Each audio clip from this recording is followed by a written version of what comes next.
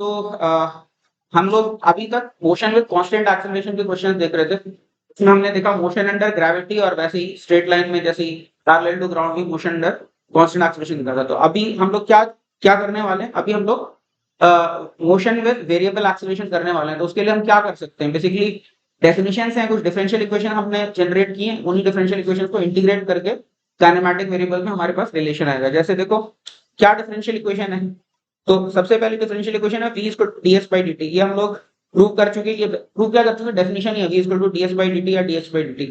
दूसरी differential equation क्या है, a equal to dv by dt, ठीक है। और तीसरी इक्वेशन क्या है, v dv बाई ds। ये कैसे आती है, v dv बाई ds, ऊपर नीचे तुम मल्टीप्लाई कर दोगे ds से, तो ds बाई dt और नीचे ds बाई dt अपने आप में v बन जाएगा, तो ये v dv बाई ds या फिर v dv बाई dx, ठीक है। ds और dx तो बराबर ही होते हैं, इवन तो s और x बराबर नहीं होते, लेकिन चेंज इन डिस्प्लेसमेंट और चेंज इन पोजीशन बराबर होता है। ये मैं कल दिखा चुका हूं तुम लोगों को क्यों होता है। और फिर acceleration is d square x by dt square या फिर d square x by dt square. तो एक्सेलरेशन कांस्टेंट नहीं होता, तो हम फिर भी ये वाली डिफरेंशियल इक्वेशन यूज करके हम रिक्वायर्ड रिलेशन निकाल सकते हैं, ठीक है। तो अब जैसे एक क्वेश्चन है, क्या लिखा है क्वेश्चन, इरोडोव का है 1.21। क्या क्वेश्चन है, ध्यान से देखो। At moment t equal to 0, particle leaves the origin and moves in the positive direction of x-axis. Velocity varies with time as v naught into 1 minus t by tau. Plus x के along चल रहा है और ऐसे हमारी velocity very कर रही है, ठीक है। v naught into 1 minus t by tau, okay. और v naught initial velocity, obviously t equal to 0 डालोगे तो v naught वेलोसिटी आएगी, ठीक है, ओके। हाँ, whose modulus equals 10 सेंटीमीटर पर सेकंड, ठीक है। नंबर्स में इंटरेस्ट नहीं है, टाउ 5 सेकंड्स दे रखा है। क्या पूछा है, x coordinate of the particle at the moments of time 6, 10 and 20 seconds. हमें x कोऑर्डिनेट निकालना है, तो क्या कर सकते हैं, ये जो भी वेलोसिटी दे रखी है ये ds बाई dt से इक्वेट कर सकते हो इसको। और ds बाई dt में ds वाला टर्म एक तरफ, dt वाला टर्म एक तरफ, तो वेरिएबल सेपरेबल डिफरेंशियल इक्वेशन ही है ना। और उसके बाद क्या करोगे, t इक्वल टू 0 पे पार्टिकल कहाँ पे है, दे रखा है कहाँ पे पार्टिकल, t इक्वल टू 0 पे कहीं बता रखा होगा, देखो क्या लिखा, ओरिजिन से चला है, लीव्स द ओरिजिन। तो t इक्वल टू 0 पे हमारा x इक्वल टू 0 और t इक्वल टू t पे x इक्वल टू x, समझ गए, जनरल टाइम पे x इक्वल टू x। तो उसका यूज करके हमारे पास x as a function of time आ जाएगा। तो समझ में आ रहा है पार्ट ए कैसे होगा। पार्ट बी में क्या, moments of time in the particle is eight a distance 10 centimetre from the origin. तो अब x कोऑर्डिनेट आ गया, x कोऑर्डिनेट को 10 से इक्वेट कर दोगे, तुम्हारे पास टाइम की वैल्यू आ जाएगी जब वो 10 सेंटीमीटर दूर होगा। आ रही बात समझ में कि नहीं। और थर्ड क्या है, distance s covered by the particle during first 4 seconds 8 seconds और st का हमें प्लॉट करना है। तो अभी क्या है, अभी ध्यान से सुनना मेरी बात। डिस्टेंस अगर निकालना है तो सीधे डिस्प्लेसमेंट नहीं लिख देना। क्या हो सकता है, पार्टिकल जो है अपना हो सकता है कहीं पे रिवर्सल मार रहा हो।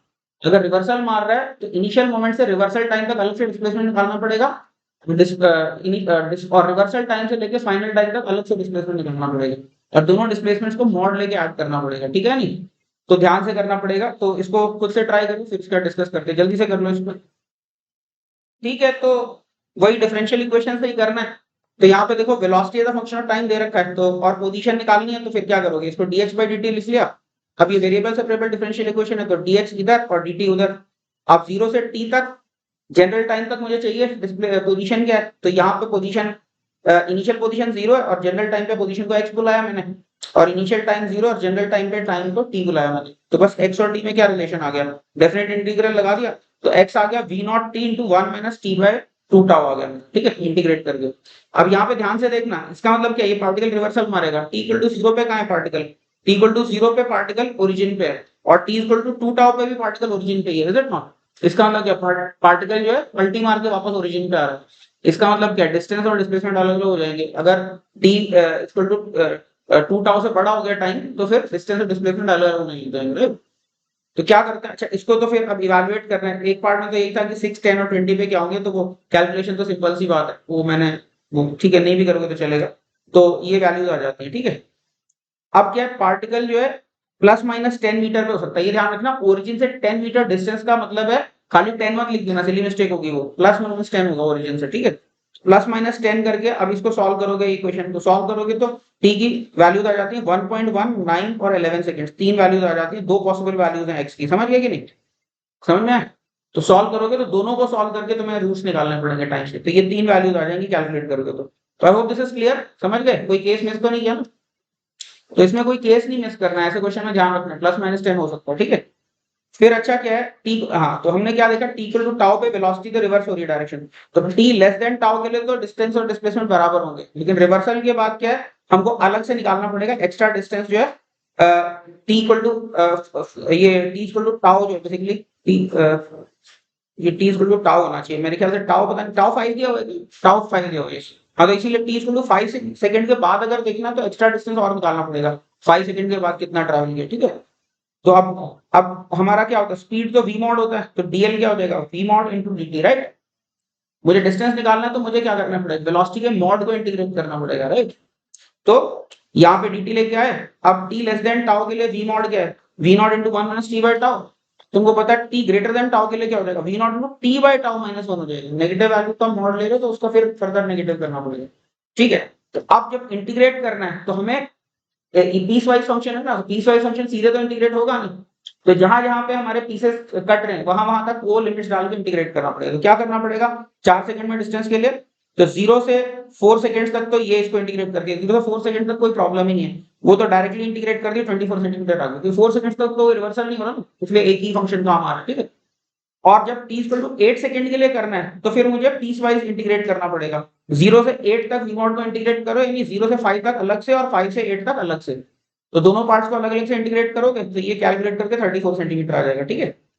और जनरल टाइम टी तक मुझे पता करना है, टाउ से बड़ा अगर टी तो वापस इसी को 0 से लेके जनरल टी तक इंटीग्रेट करेंगे, तो 0 से टाउ तक अलग से इंटीग्रेट कर लो, टाउ से टी तक अलग से इंटीग्रेट कर लो, देख लो फंक्शन जो है उल्टा यहाँ पे रिवर्स करके लिखा है, यहाँ पे v not into 1 minus T by tau लिखा और यहाँ पे v not into T by tau minus 1 लिखा है, आया समझ में कि नहीं। तो ये पीस वाइज करके इंटीग्रेट किया जनरल टाइम तक, तो ये सॉल्व करके ही आ जाएगा, ठीक है। फाइनली ये आ जाता है, इरोडो का जो आंसर है वो गलत है, थोड़ा सा वी नॉट टी लिखा हुआ वो वी नॉट टाउ होना चाहिए, ठीक है, इरोडो में थोड़ी सी मिस्टेक है इसके आंसर की। तो आई होप ये समझ में आ गया होगा, क्वेश्चन क्लियर है सभी को, ठीक है, इसमें कोई डिस्कशन तो नहीं है।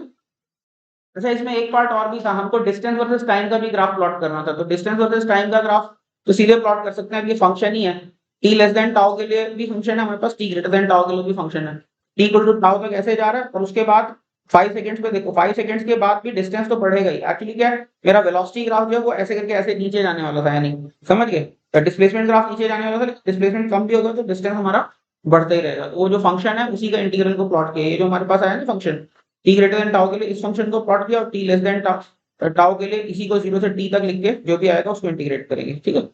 तो समझ में आ रहा है ना ग्राफ कैसे प्लॉट होगा, I hope this is clear to everybody. या तो वेलोसिटी से जैसे वेलोसिटी से वी मॉड ग्राफ को प्लॉट करते हैं और वी मॉड से एलटी ग्राफ जैसे प्लॉट करते हैं, कोई वो बात भी समझ सकते हो, ठीक है, कैसे भी कर लो। तो I hope this is clear to everybody, है समझ में, ठीक है।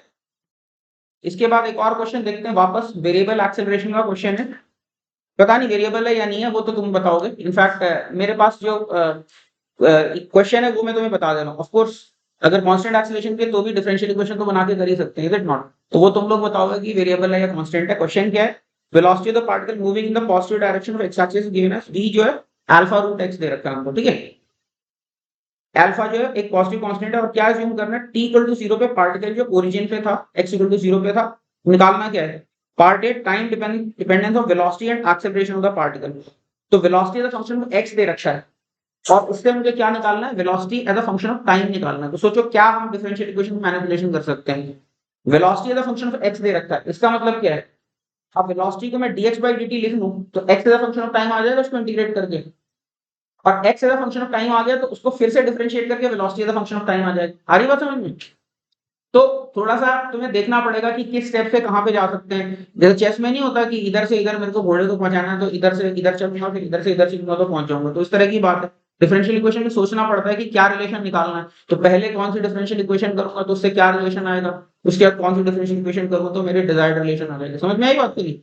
तो क्या करोगे वेलोसिटी वर्सेस x के ग्राफ से x वर्सेस t निकलेगा और x वर्सेस t से dx by dt कर दोगे तो velocity as a function of time निकल आएगा, और velocity as a function of time निकल आएगा तो एक्सीलरेशन कैसे निकालोगे, एक बार और डिफरेंशिएट कर दोगे एक्सीलरेशन आ जाएगा, समझ में आई बात को, थोड़ा सा मैनिपुलेशन है डिफरेंशियल इक्वेशंस में, ठीक है। और फिर क्या निकालना है mean velocity of the particle average over the time that particle takes to cover the first s metres, s metre cover करने में कुछ तो टाइम लगेगा, तो वो पूछा है कि उसमें उस टाइम के लिए मीन वेलोसिटी कितनी होगी, यानी डिस्प्लेसमेंट ओवर टाइम की वैल्यू निकालनी है उसके लिए, ठीक है।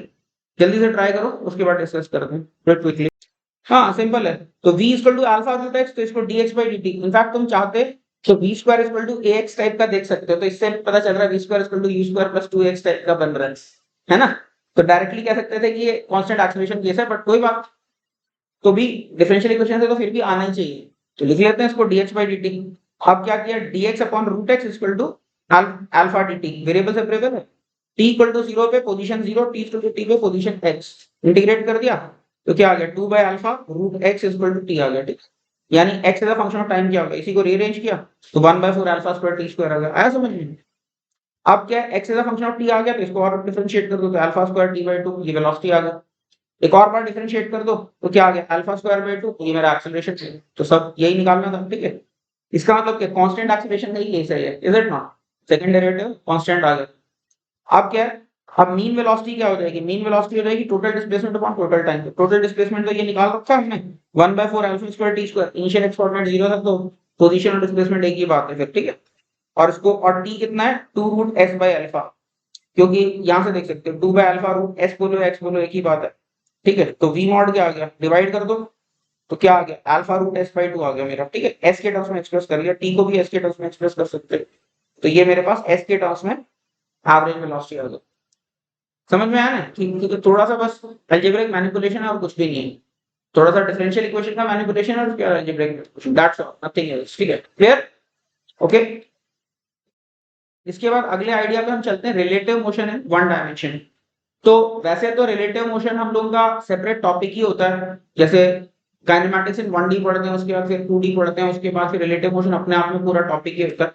लेकिन कई क्वेश्चंस होते हैं जो वैसे 1D काइनेमैटिक्स में भी पूछ लेते हैं, लेकिन अगर रिलेटिव मोशन पता हो तो आसान हो जाता है। तो इसीलिए मैंने थोड़ा सा यहाँ पे रिलेटिव मोशन थोड़ा सा वन डायमेंशन में यहीं पे इंट्रोड्यूस कर दिया, ठीक है।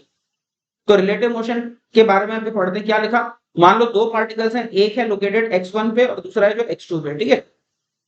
तो रिलेटिव पोजीशन क्या कहलाती है, x2 माइनस x1, यानी एक के रिलेटिव दूसरे को हम देख रहे हैं तो कितनी दूरी पे वो खड़ा है, और मतलब साइन वैल्यू आगे खड़ा है या पीछे खड़ा है। तो x2 माइनस x1 क्या हो जाएगा, position of 2 as seen from 1 हो जाएगा, ठीक है, one dimension.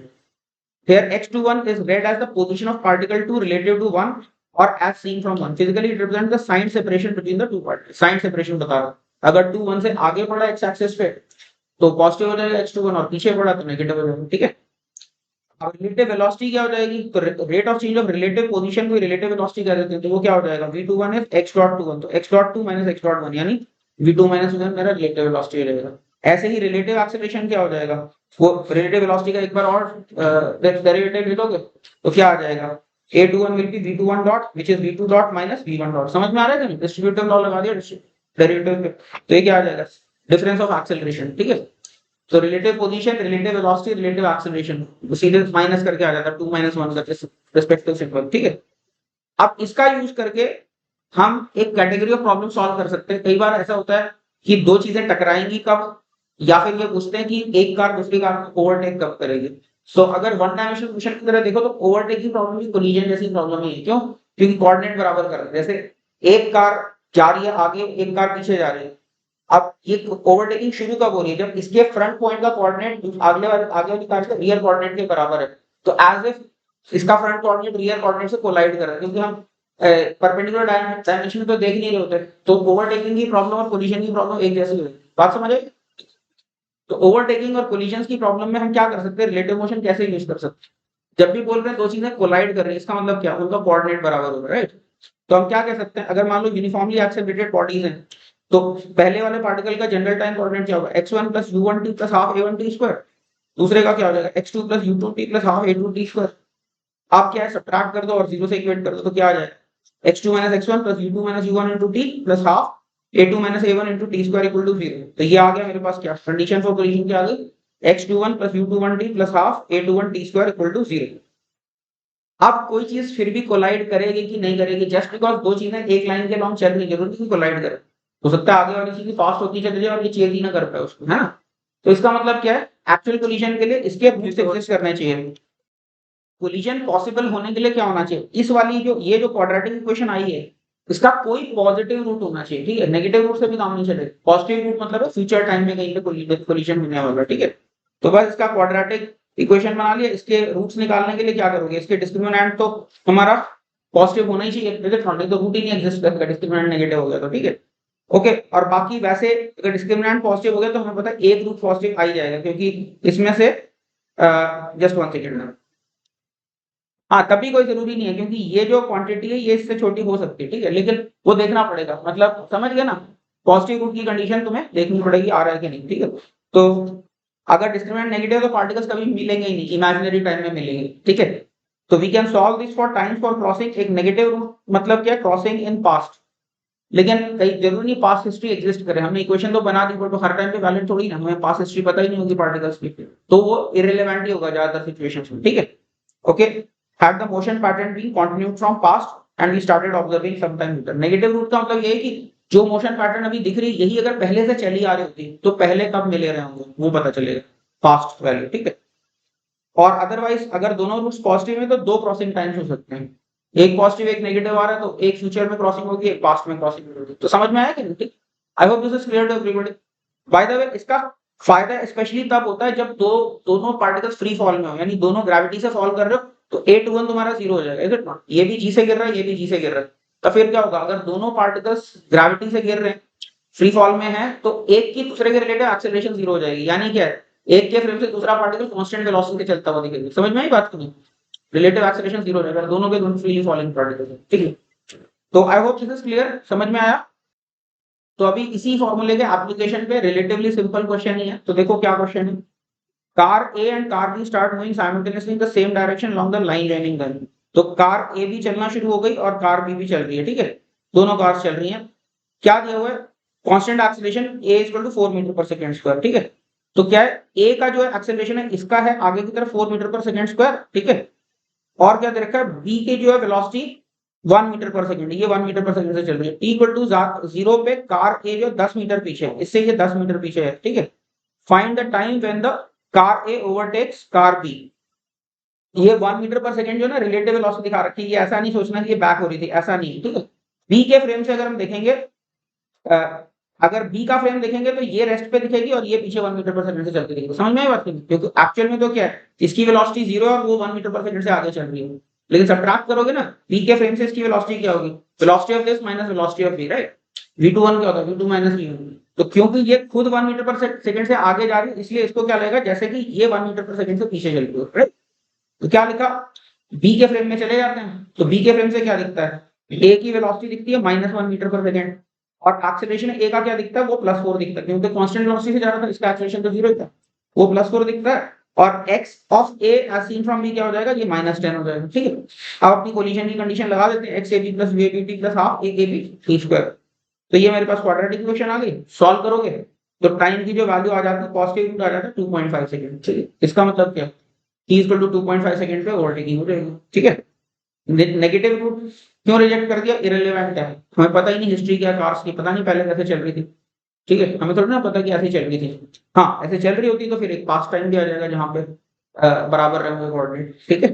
So I hope this is clear to everybody, समझ में आया ओवरटेकिंग या कोलिजन प्रॉब्लम। अब देखो एक बहुत ही इंटरेस्टिंग प्रॉब्लम है, इसी रिलेटिव मोशन के ऊपर ही इरडो की फर्स्ट प्रॉब्लम है और बहुत इंटरेस्टिंग प्रॉब्लम है। और एक्चुअली में अगर ग्राउंड फ्रेम से इसको विजुअलाइज करते हो तो सोचने में थोड़ा मुश्किल लगता है, लेकिन अगर रिवर के फ्रेम में चले जाओ तो ये बहुत ही आसान लगता है। जैसे क्या है, रिवर चल रही है और रिवर के ऊपर बोट चल रही है, तो क्या है, अगर रिवर नहीं चल रही होती, ऐसे किस तरह की प्रॉब्लम है, जैसे समझो कोई कन्वेयर बेल्ट चल रही है, उसके ऊपर कोई चींटी चल रही है, तो चींटी तो 1 मिलीमीटर पर सेकंड से मान लो चल रही है और कन्वेयर बेल्ट 1 मीटर पर सेकंड से चल रही है, तो ग्राउंड के रिलेटेड चींटी की स्पीड क्या हो जाएगी, 1 मीटर + 1 मिलीमीटर पर सेकंड। समझ में आई बात नहीं, या कोई ट्रक चल रहा है और ट्रक के ऊपर चींटी चल रही है, ट्रक की स्पीड प्लस ट्रक के रिलेटिव स्पीड, समझ रहे हो कि नहीं। तो हम किसी भी मोशन को हम चाहें तो ट्रक के रिलेटिव भी देख सकते हैं, हम चाहें तो ग्राउंड के रिलेटिव भी देख सकते हैं, ठीक है। तो इसी से रिलेटेड ये क्वेश्चन है। अभी क्या है, राफ्ट एक चीज होती है, राफ्ट, राफ्ट सब लोगों को मालूम है राफ्ट क्या होता है। रिवर के अंदर अगर हम राफ्ट डाल देते हैं, मान के चलो तुम कोई पैडल वैडल नहीं कर रहे हो, तो राफ्ट को अगर तुमने छोड़ दिया रिवर में, तो राफ्ट कितनी स्पीड से चलेगा, जो रिवर की स्पीड है उसी से चलेगा, इज इट नॉट। इसका मतलब क्या है, रिवर के फ्रेम से राफ्ट तुम्हारा स्टेशनरी दिखेगा, है ना, राफ्ट कहीं पे चलता हुआ ही नहीं दिखेगा। तो उससे रिलेटेड ये क्वेश्चन है, अभी ध्यान से समझना है क्वेश्चन क्या है, और ये भी देखना कि रिवर फ्रेम से कितना ज्यादा आसान हो जाएगा क्वेश्चन। पढ़ता हूं मैं क्वेश्चन क्या है। A motorboat going downstream overcame a raft at point A। कोई पॉइंट ए पे उसको कोई राफ्ट मिला, ठीक है, राफ्ट मतलब जो रिवर के साथ साथ चलते जा रहे हैं। या समझो जैसे रिवर के अंदर कोई फूल तैरते जा रहा है, नारियल तैरते जा रहा है, उस तरह से राफ्ट तैरते हुए जा रहे हो, समझ गए? रिवर की ही स्पीड से चलते जा रहे हो, ओके, किसी पॉइंट ए पे। फिर क्या बोला, 60 minute later it turn back and after some time pass the raft at a distance 6 kilometre from point A. क्या हुआ, जो अपन की मोटर बोट है वो 60 मिनट बाद जो है क्या हुआ, 60 मिनट के बाद इसने यू टर्न लिया, यानी राफ्ट मिला, राफ्ट को ओवरटेक करके हम आगे निकल गए, और 60 मिनट बाद यू टर्न मारा, और उसके बाद फिर वापस आया, तो ये राफ्ट जो रिवर के साथ बहते जा रहा था, और हमको कहाँ पे मिला, ये राफ्ट जो है हमको 6 किलोमीटर और आगे, जहां जहां मिला था उससे 6 किलोमीटर और आगे बहते हुए चला गया रिवर के साथ, समझ में आया? ठीक है। अब क्या पूछा, फ्लो की वेलोसिटी क्या है, assuming the duty of engine to be constant. अब ये लैंग्वेज का मतलब ये होता है, ड्यूटी ऑफ इंजन मतलब रिवर के रिलेटिव उसी स्पीड से चल रहा है, ड्यूटी ऑफ इंजन मतलब इंजन को उतनी ही मेहनत लग रही है। तो समझो तुम चलते हुए ट्रक में फिर फर्दर चल रहे हो, चलती हुई ट्रेन के अंदर दौड़ लगा रहे हो, फॉर सम रीजन तुम्हारे लिए कोच खाली किया उधर से उधर दौड़ लगती है, तो ट्रेन के रिलेटिव तुम्हारी दौड़ने की स्पीड है वो फिक्स ही होगी, है ना? आगे जाओ चाहे पीछे जाओ, ग्राउंड के रिलेटिव भले ही चेंज होती रहेगी, लेकिन ट्रेन के फ्लोर के रिलेटिव दौड़ लगा के जा रहे हो, उसी में वापस भी उसी स्पीड से आ रहे हो, तो समझ गए, ट्रेन के रिलेटिव वही स्पीड है, समझ में आई बात की नहीं? ओके, तो उस तरह की बात है। तो रिवर के रिलेटिव जो है मोटर बोट की स्पीड फिक्स होगी। कभी बहुत ध्यान से सुनना, रिवर के फ्रेम में तुम फटाफट पता लगा सकते हो कि टोटल इसका राफ्ट को क्रॉस करने के बाद वापस राफ्ट को मिलने का जो टाइम है वो 120 मिनट्स होना चाहिए। सोच के देखो क्यों, क्योंकि रिवर के रिलेटिव राफ्ट तो वहीं के वहीं है, रिवर के रिलेटिव राफ्ट कहीं नहीं गया, और मेरी जो मोटर बोट है वो 60 मिनट तक आगे दौड़ के गई है किसी स्पीड से, रिवर के रिलेटिव तो स्पीड फिक्स है, 60 मिनट आगे गई है तो 60 मिनट ही वापस उसको आना पड़ेगा, बात समझ आई कि नहीं? तो इसका मतलब क्या है, राफ्ट को पकड़ने का टाइम 120 मिनट्स है, रिवर के फ्रेम से फटाफट पता चल गया। ग्राउंड फ्रेम से सोचते तो थोड़ा कॉम्प्लिकेटेड लगता कि अच्छा ये आगे चला गया फिर वो इतना कम हो गया, डिस्टेंस ज्यादा होगा, कुछ नहीं सोचना। रिवर के फ्रेम से समझो कि वो साइड में पान का खोखा है जो भी है, ठीक है, उसको उसको क्रॉस करके तुम निकल गए और फिर वापस लौट के आ गए, तो वो खोखा तो वहीं के वहीं है ना, या जो भी तुम्हारी फेवरेट चॉकलेट की दुकान है, समझ गए कि नहीं, वो वहीं के वहीं है, उसको दौड़ के तुम क्रॉस करके चले गए 10 किलोमीटर, तो 10 किलोमीटर वापस आने में उतना ही टाइम लगेगा, अज्यूमिंग कि तुम थके वके नहीं, जैसे मोटर बोट थकती नहीं है, ठीक है, समझ गए? तो फटाफट पता चल गया ना कितना टाइम है। इसका मतलब क्या है, ये 120 मिनट के अंदर जो हमारा ये जो भी है राफ्ट, ये 6 किलोमीटर चला गया ग्राउंड के रिलेटिव, इधर, क्योंकि बोट को टोटल 60 मिनट आगे गई तो 60 मिनट पीछे आई, और रिवर के फ्रेम से तो ये वहीं के वहीं है, जैसे रोड साइड दुकान है कोई, और 120 मिनट में इसको वापस पकड़ लिया। अब ग्राउंड फ्रेम से क्या दिख रहा है, रिवर के साथ ये कितना आगे चला गया, 6 किलोमीटर आगे चला गया। इसका मतलब क्या है, ये 120 मिनट में 6 किलोमीटर गए, इसका अंदर रिवर की स्पीड क्या होगी, 6 किलोमीटर डिवाइडेड बाय 120, ओरली हो गया ना पूरा क्वेश्चन। तो कई बार फ्रेम चेंज करने से हमारा काम बहुत ज्यादा आसान हो जाएगा, बात समझ आएगी नहीं? रिवर के फ्रेम से ये राफ्ट वहीं के वहीं पड़ा है, जैसे कोई फूल है तो वहीं के वहीं पड़ा है, रिवर में गिर गया, नारियल है तो वहीं के वहीं पड़ा। समझ में आई बात की नहीं? ठीक है। तो क्या लिखा मैंने, अब वही है, फ्लो वेलोसिटी निकालनी है, assuming that तो मैंने तो निकाल दी, 6 किलोमीटर एट 120, ठीक है, यानी क्या होगा 3 किलोमीटर पर आवर होगा, खत्म। ठीक है, अभी इसको फॉर्मली पढ़ दे, समझ में आया कि नहीं तरीका? I hope it is making sense to everybody. तो फ्रेम चेंज से कई बार चीजें बहुत ज्यादा आसान हो जाती। तो क्या लिखा मैंने, this problem is best visualised in the frame of river, from the river particles के फ्रेम से क्या है, entire river and the raft appear to be at rest, पूरी रिवर रेस्ट पे दिख रही है और राफ्ट भी रेस्ट पे दिख रहा है, जैसे कि रोड बन गई, ठीक है। So it becomes just like a road and the boat becomes just like a truck and the raft looks like a road side shop. कोई ट्रक या रोड पे चल रहा है, एक शॉप को क्रॉस करके आगे निकला और वापस उस शॉप के ऊपर वापस आना, उस ट्रक को रिवर्स मार के इतनी स्पीड से यू टर्न लेके, ठीक है, okay. Now, if a truck moving with constant speed crosses a shop and moves ahead for 60 minutes, then it will take another 60 minutes to get back to it. Constant speed से अगर चल रहा है तो, ठीक है? If it were moving with constant speed and makes instantaneous U-turn, assuming U-turn में कोई time waste नहीं कर रहा, फटाफट U-turn ले ले. Thus, time intervals between two crossings of the raft must be 120 minutes. All this while from ground frame the raft has moved 6 kilometer. 120 minute में ground frame से 6 किलोमीटर आगे चलेगा. So thus the speed of the raft must be 6 kilometer divided by 120 minutes, that is 3 kilometre per hour. This must also be the speed of the river, क्योंकि river के relative तो raft stationery. समझ में आया? कई बार frame change से चीजें हमारी बहुत आसानी से विजुअलाइज हो जाती हैं. तो make sure you understand this question. कुछ डाउट है तो मेरे से डिस्कस कर लो, ये बहुत इंपॉर्टेंट क्वेश्चन है. अभी अगला क्वेश्चन देखते हैं. क्या लिखा है, an elevator car whose floor to ceiling distance is 2.7 metre starts ascending with constant acceleration 1.2 metre पर सेकंड स्क्वायर. तो क्या है, एलिवेटर कार का मतलब यही होता है, जो लिफ्ट जिसको बोलते हैं इंडिया में, इसी को एलिवेटर कार कहा जाता है, ठीक है. एक कार है जो वर्टिकल में चल रही है, सोचिए, ठीक है. तो एलिवेटर कार का क्या रखा, छत से जमीन का डिस्टेंस क्या रखा, 2.7 मीटर, ओके. और कितने एक्सेलरेशन से चलना शुरू हुई है, 1.2 मीटर पर सेकंड स्क्वायर के एक्सेलरेशन से ये लिफ्ट ऊपर जा रही है। ओके, और चलना शुरू करने के 2 सेकंड बाद छत से कोई पेंच ढीला हो गया, ठीक है, छत से कोई पेंच ढीला हो गया और वो पेंच गिरना चालू हो जाएगा लिफ्ट में छत से, ठीक है। और क्या पूछा है, बोल्ट का फ्री फॉल टाइम पूछा है, ये पूछा है कि वो पेंच जो है लिफ्ट के जमीन पे कितनी देर बाद आके टकरा जाएगी, ठीक है। एक तो ये पार्ट पूछा, समझ में आया क्वेश्चन क्या है, कितनी देर बाद वो जमीन से टकरा जाएगा लिफ्ट में। और दूसरा क्या पूछा है, displacement and distance covered by the bolt during the free fall in the reference frame fixed to the elevator shaft. अब बच्चे कई बार इसमें कंफ्यूज होते हैं, ये एलिवेटर शाफ्ट क्या होता है। तो एलिवेटर शाफ्ट का, ये आर्किटेक्चर का एक टर्म है। शाफ्ट क्या होता है समझ लो, बिल्डिंग्स के अंदर शाफ्ट होते हैं। शाफ्ट क्या होते हैं, तुमने देखा होगा कि जैसे वॉशरूम में विंडो के पीछे अगर तुम देखोगे तो एक वर्टिकल कॉलम खाली रखा होता है जिसके अंदर पाइप वाइप जा रहे होते हैं, सीवेज पाइप जा रहे होते हैं। तो बिल्डिंग्स के अंदर कोई भी वर्टिकल कॉलम अगर खाली दे रखा है, जैसे फ्लैट्स टाइप के दे रखे, तो जो वर्टिकल कॉलम खाली है उसको शाफ्ट कहा जाता है, समझ गए। वैसे लिफ्ट के लिए भी एक वर्टिकल हॉलो देनी पड़ेगी जिसके अंदर लिफ्ट ऊपर नीचे चलेगी, तो उसको शाफ्ट कहते हैं। तो शाफ्ट, एलिवेटर शाफ्ट का फ्रेम बोलो या ग्राउंड फ्रेम बोलो, एक ही बात है, इसमें कोई कंफ्यूजन नहीं है मुझे, ठीक है। एलिवेटर शाफ्ट फ्रेम बोला है मैंने, एलिवेटर शाफ्ट मतलब वही ग्राउंड फ्रेम में पूछा है, ठीक है। तो अभी क्या होगा, अभी बहुत ध्यान से समझना, विजुलाइज करना है इसको। जो पेंच है वो हमारा लिफ्ट की छत से गिरा, ठीक है। तो अभी ग्राउंड फ्रेम से कैसा मोशन होगा उस पेंच का, अभी ध्यान से सुनना। कितनी देर बाद ये ढीला हुआ है, 2 सेकंड के बाद ढीला हुआ है। लिफ्ट कितने एक्सेलरेशन से चल रही है, 1.2। यानी जब मेरी लिफ्ट का स्पीड कितना होगा, 2 सेकंड के बाद तो 2.4 मीटर पर सेकंड हो चुकी होगी लिफ्ट की स्पीड। तो ये जब मेरा पेंच ढीला हुआ है तो इसका, उसकी छत के रिलेटिव 0 स्पीड से गिरा होगा, ठीक है ना। छत से जहां से छूटा है उसकी छत के रिलेटिव 0 स्पीड है, लेकिन वो छत अपने आप में 2.4 से ऊपर जा रही है। इसका मतलब क्या, ग्राउंड के रिलेटिव ये जो पेंच है ये 2.4 से ऊपर ही जा रहा है। बेशक लिफ्ट में खड़े हुए बंदे को क्या दिखेगा, ये पेंच डायरेक्टली नीचे आता हुआ दिखेगा। वो लिफ्ट में खड़े हुए बंदे को वो क्यों नीचे आता हुआ दिख रहा है, क्योंकि अब ये जो पेंच है 2.4 से इसकी स्पीड वर्टिकल 2.3 2.22, समझ गए, डिसेलरेट होना शुरू हो जाएगा ना, ग्रेविटी नीचे लग रही है। जबकि लिफ्ट की स्पीड जो है वो 2.4 से आगे 2.5 2.6 होती जा रही है। तो लिफ्ट की छत के रिलेटिव तो इसकी डाउनवर्ड स्पीड है, इसलिए लिफ्ट में खड़े हुए बंदे को वो पेंच नीचे गिरता हुआ दिख रहा है। लेकिन अगर जमीन से अगर ध्यान से देखोगे तो जमीन से जब ये पेंच छूटा है तो जमीन के रिलेटिव इसकी स्पीड अपवर्ड ही थी। तो जमीन के रिलेटिव ये पहले ऊपर गया होगा, उसके बाद फिर डाउनवर्ड मोशन चालू होगा इसका, इज इट नॉट।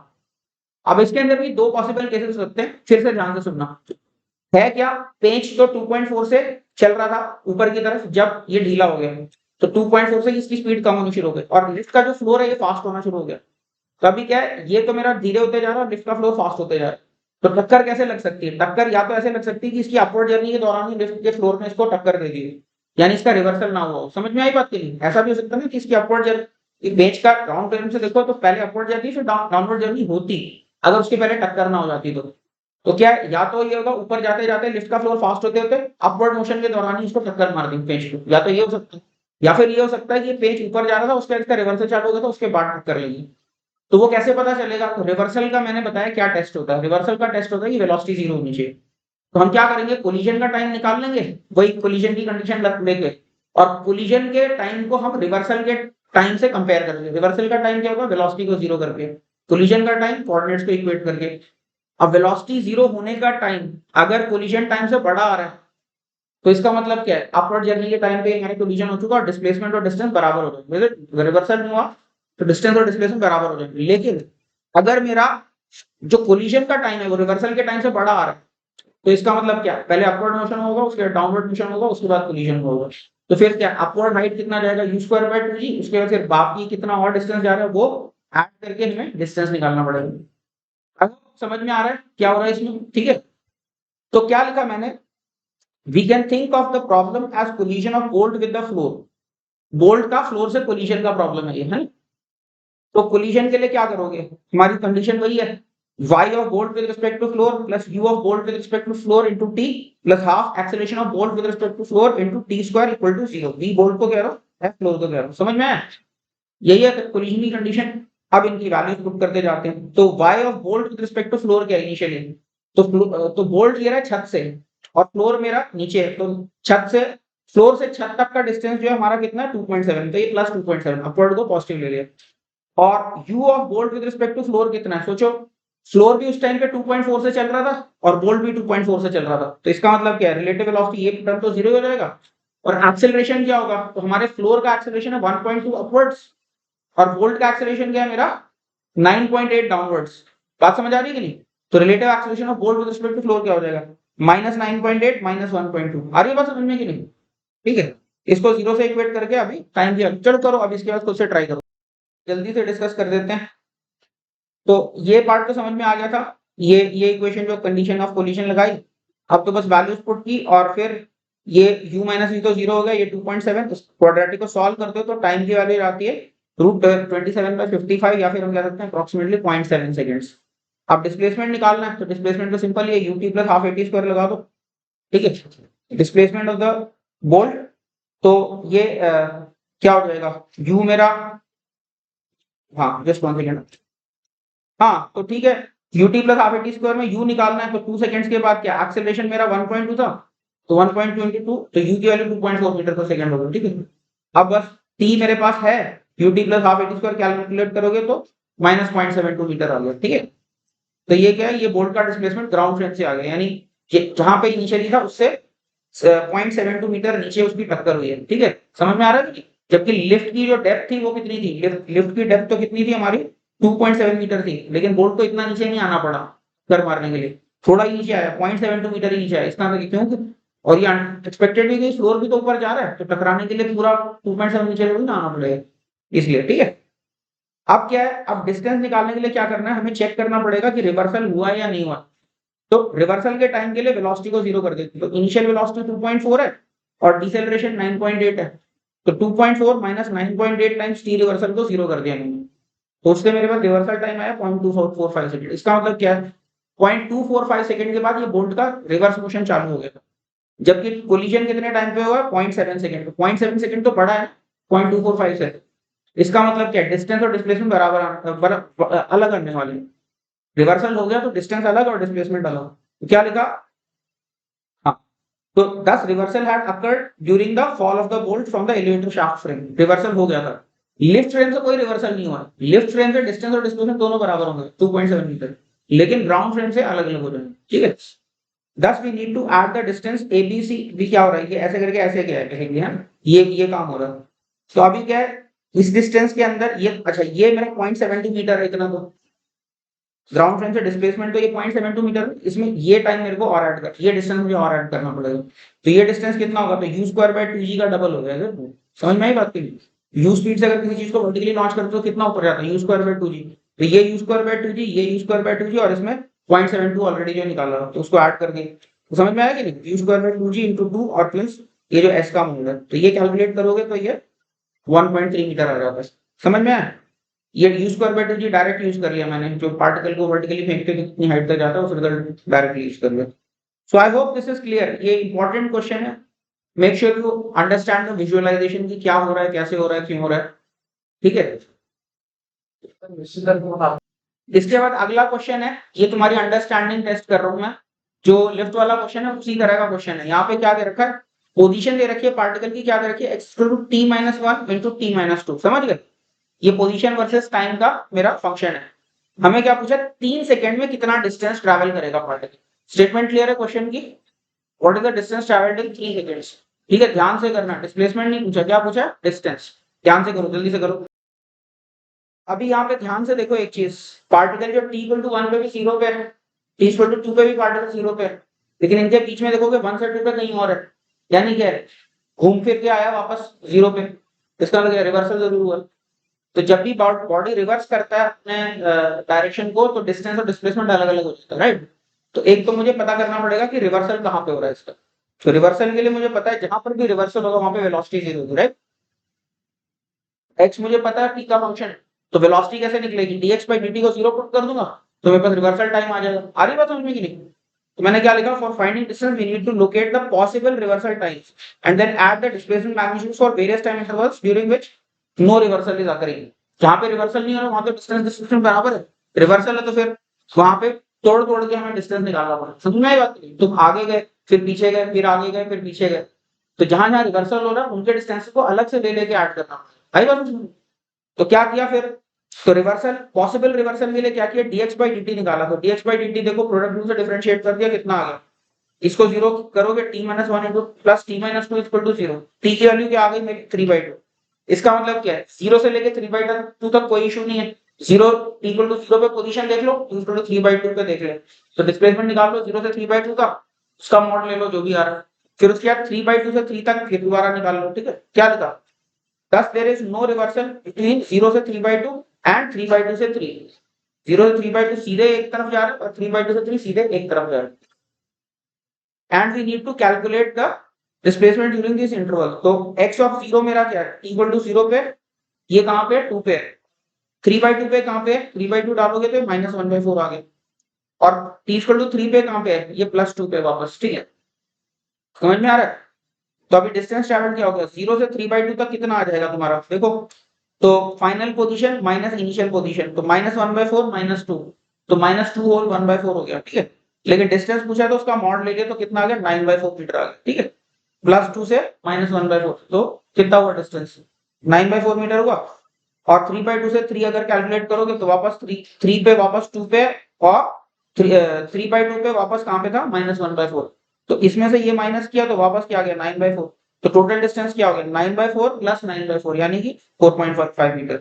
और डिस्प्लेसमेंट क्या हो गया, 0 हो गया इधर, क्योंकि कहां से चला था, x इक्वल टू 2 से चला था, और फाइनली भी x इक्वल टू 2 पे ही है, डिस्प्लेसमेंट 0 है और डिस्टेंस कितना है मेरा, 4.5 मीटर। ठीक है, और यहाँ पे क्या है, अच्छा एक चीज सोचो, मैंने पॉसिबल रिवर्सल टाइम वर्ड क्यों यूज किया, मैंने रिवर्सल टाइम क्यों नहीं यूज किया, क्योंकि जरूरी नहीं है कि वेलोसिटी 0 होती है तो वो रिवर्स ही करे, ये हो सकता है तुम आगे जाते जाते धीमे होते जाते, धीमे जाते जाते तुम थोड़ी देर के लिए वेलोसिटी 0 हुई, लेकिन वेलोसिटी 0 करने का मतलब ये जरूरी नहीं कि वापस यू टर्न नहीं मारो, हो सकता है कि 0 करके फिर दोबारा सामने चलने लगे, तो इसलिए मैंने वर्ड यूज किया पॉसिबल रिवर्सल टाइम्स। ठीक है, तो डेरिवेटिव जहां 0 हो रहा है वहां पे नेसेसरली रिवर्सल नहीं हो रहा है, लेकिन अगर रिवर्सल हो रहा है तो पक्का वहां पे डेरिवेटिव 0 हो रहा है।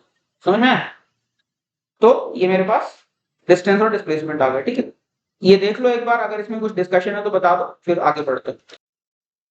इसके बाद अगला क्वेश्चन जो है ये थोड़ा सा ट्रिकी है, पाथफाइंडर का बिल्ड का 9th question, this is a little tricky. तुम लोगों को याद होगा मैंने बोला था नॉन स्टैंडर्ड ग्राफ्स को कैसे डील करना है, जब भी नॉन स्टैंडर्ड ग्राफ है, कोई स्टैंडर्ड बीटी से एसटी वगैरह नहीं ड्रॉ कर, कोई नॉन स्टैंडर्ड ग्राफ है, यहाँ पे क्या है, ये एवरेज स्पीड वर्सेस टाइम का ग्राफ है, और इससे मेरे को क्या करना है, वेलोसिटी वर्सेस टाइम का ग्राफ ड्रॉ करना है। ठीक है, तो क्या करना पड़ेगा, थोड़ा इक्वेशंस में सोचना पड़ेगा, तो खुद से सोचोगे, इसको ट्राई करना चाहोगे, ये पाथफाइंडर का अच्छा क्वेश्चन है, बिल्ड का 9th क्वेश्चन, ट्राई करो, नहीं तो मैं बताता हूँ फिर कैसे होगा। ये बहुत ध्यान से देखना है, ये बड़ा इंस्ट्रक्टिव प्रॉब्लम है, जैसे मैंने बताया था नॉन स्टैंडर्ड ग्राफ को कैसे डील करना इक्वेशन से, तो उसी तरह का ये क्वेश्चन है, तो ध्यान से सोचो। एवरेज वेलोसिटी कितनी होती है, total displacement upon total time होता है, बोलो, टोटल डिस्प्लेसमेंट मतलब s as a function of time कुछ होगा, डिवाइड बाय टाइम, यही डेफिनेशन है ना, total displacement upon total time, s t जो लिखा है इसका मतलब क्या है, displacement as a function of time divide by total time elapsed till that time, इसका मतलब क्या है, डिस्प्लेसमेंट को क्या लिख सकते हो, टी इंटू वी एवरेज लिख सकते हो, फेयर इनफ। अब दोनों तरफ डिफरेंशिएट कर देते हैं, दोनों तरफ डिफरेंशिएट कर देते हैं, तो ds by dt तो तुम्हारा इंस्टेंटेनियस वेलोसिटी हो गया, और राइट साइड पे तुम्हें प्रोडक्ट रूल से डिफरेंशिएट करना पड़ेगा, first function into derivative second plus second function into derivative of first. समझ में आया कि नहीं? तो फर्स्ट फंक्शन तो मेरा t है, और डेरिवेटिव ऑफ v एवरेज तो d v average by dt, जो कि स्लोप हो जाएगा इस ग्राफ का, राइट, और plus second function v average और टाइम का डेरिवेटिव तो 1 ही हो गया, तो इसका मतलब क्या है, instantaneous velocity is time into इसका स्लोप प्लस एवरेज वेलोसिटी, यही हो गया मेरा। आया समझ में या नहीं आया? आई hope it is making sense, समझ में आया सभी को ये? तो अब क्या करोगे, अब तो बस अब इसका स्लोप मुझे पता है, यहाँ से देखो 0 से 1 के बीच में स्लोप की वैल्यू क्या डालो, पीस वाइज फंक्शन है, 0 से 1 के बीच में, 1 से 2 के बीच में, और 2 से लेके 4 के बीच में, तीन पीस वाइज फंक्शन हमें निकालना है, उसके बाद प्लॉट करना है। ठीक है, पीस वाइज फंक्शन कैसे कैलकुलेट करेंगे, तो 0 से 1 के बीच में देखो, तो 0 से 1 के बीच में, तो ये t तो एज इट इज आया, और d v average by dt क्या, देखो इसका स्लोप कितना है, यहाँ पे देखो इसका स्लोप कितना है, इसका स्लोप 2 है, राइट, तो t इंटू क्या लिख दिया, t इंटू 2 लिख दिया, t into d v average by dt, और v एवरेज अपने आप में ये लाइन की इक्वेशन क्या है, 2t, ये दिख रहा है, इस लाइन की इक्वेशन क्या है, 2t है ना, तो ये मेरा क्या आ गया, 0 से 1 के बीच में, तो 2t प्लस 2t यानी 4t आ गया मेरा, समझ में आया? उसके बाद फिर यहाँ पे देखो, तो यहाँ पे तो स्लोप 0 ही हो गया v एवरेज का, तो v एवरेज का स्लोप 0 हो गया, तो t इंटू 0, तो ये v, और प्लस v एवरेज की खुद की वैल्यू कितनी है, 2, तो यहाँ पे इंस्टेंटेनियस वेलोसिटी भी क्या आ गई, 2 आ गई। ठीक है नहीं, इस रीजन में। अब यहाँ पे देखो, यहाँ पे क्या है, यहाँ पे स्लोप कितना है, देखो ये राइज हुआ 1 यूनिट, और यहाँ पे राइज और रन कितना हुआ, यहाँ से 2, तो राइज अपॉन रन कितना हो गया, 1/2, राइट, तो यहाँ पे स्लोप कितना हो गया, हाफ हो गया, तो t इंटू स्लोप यानी कि t इंटू हाफ, और प्लस इस लाइन की इक्वेशन तुम ड्रॉ कर सकते, निकाल सकते हो, y equal to mx plus c type की इक्वेशन है, राइट। तो m तो तुम्हारा हाफ है, तो हाफ t और प्लस 1 कैसे पता चला, मुझे पता है कि यहाँ पे जो वैल्यू है इसकी 3 आनी चाहिए, तो उसका यूज करके ये लिख सकते हैं इक्वेशन। समझ में आई बात नहीं, y इक्वल टू m। तो ये मेरे पास फाइनली क्या आ गया, ये मेरा फंक्शन आ गया। तो अभी मेरे पास पीस वाइज पूरा फंक्शन आ गया वेलोसिटी वर्सेस टाइम में, right. Now I just need to plot this function. तो तब तो सिंपल ही है ना, 0 से 1 के बीच में 4t प्लॉट करना आसान है, 1 से 2 के बीच में 2 प्लॉट करना है, और फिर उसके बाद 2 से 3 के बीच में फिर से t प्लस 1 प्लॉट करना है। तो अब तो बस प्लॉट कर लिया इसको, तो समझ में आ रहा होगा ये ऐसे ऐसे करके प्लॉट बन जाएगा जो भी। Making sense, clear. So I hope ये क्वेश्चन समझ में आया होगा सभी को, ठीक है। अगर डाउट है तो फिर पूछ लो। अगला जो क्वेश्चन है ये अच्छा खासा टेढ़ा क्वेश्चन है, इसको बहुत ध्यान से सोचना। ये चेक का 33rd क्वेश्चन है, मैं आप समझा रहा हूँ हो क्या रहा है यहाँ पे। देखो एक चीज, पहले मैं क्वेश्चन पढ़ता बाद में, पहले वैसे ही समझाता हूँ। तो यहाँ पे क्या है, मेरे पास ये यूएफओ है जो आगे भागा जा रहा है यू स्पीड से, ठीक है। और इसका को ऑल्टीट्यूड कितना है, थीटा। को ऑल्टीट्यूड एंगल होता है एकदम हाईएस्ट पॉइंट से कितने एंगल पे चल रहा है, तो को ऑल्टीट्यूड इंस्टेंटेनियस क्या है इसका, थीटा, और यू स्पीड से चल रहा है। अब ये जो यूएफओ है ये रेगुलर इंटरवल पे पल्सेस भेज रहा है, लाइट की टक टक टक टक टक करके ऐसे पल्सेस भेजे जा रहे हैं, ठीक है, रेगुलर इंटरवल्स पे। और हमें क्या पूछा है, इस ये एक्चुअल तो यू स्पीड से चल रहा है, लेकिन हमको कितनी स्पीड से चलता हुआ दिखेगा ये पूछा हुआ है। अब तुम लोग सोचोगे यार यू स्पीड से चल रहा है तो यू स्पीड से चलता हुआ क्यों नहीं दिखेगा। अब इसको थोड़ा सा समझना है, इसमें थोड़ी सी फिजिक्स है, ध्यान से सोचना। हमारा जो यूएफओ है, मान लो उसने एक पल्स छोड़ी, एक पल्स छोड़ी, तो मेरी आंखों तक आने में उस पल्स को कुछ टाइम लगेगा।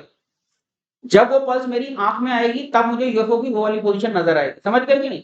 इस तरह की बात है, तुम्हें पता है कि सुपरनोवा हो जाता है तो कितने स्टार कब का मर चुका होता है और कितने साल बाद हमें पता चलता है कि स्टार वहां पे, तो उस तरह की बात है।